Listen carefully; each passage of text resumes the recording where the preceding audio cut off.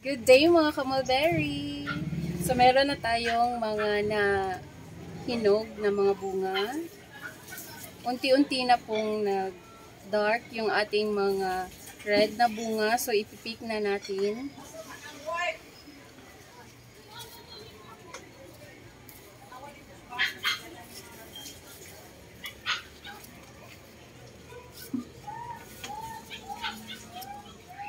Pip.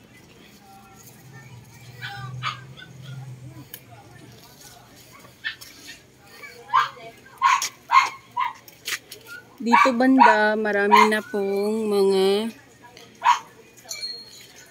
nahinog. Play. So, meron tayo dito.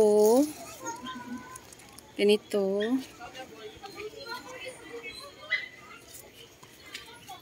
Meron din dito.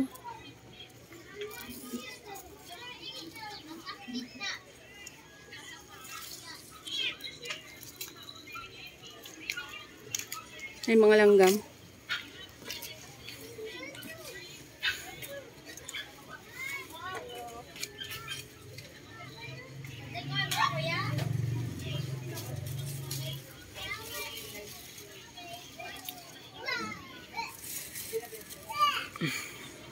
Kukunin natin kahit na kaunti-unti lang kasi maulan and natatanggal sila kapag hindi kinuha.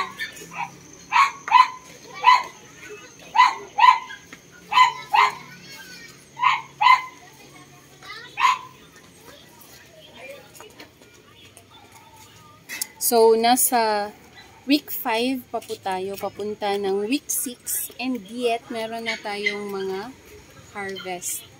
So, ito yung mga nasa pinakauna and maliliit pa.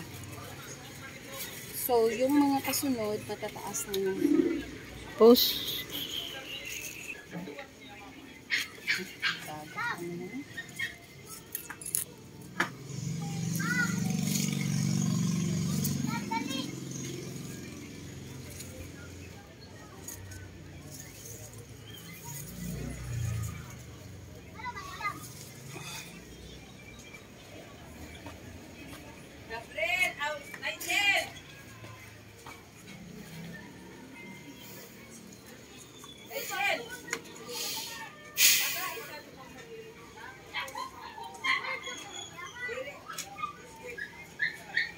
So, ito lang muna yung ating harvest for today sa ating week 5 na meron ng unti-unting nahihinog.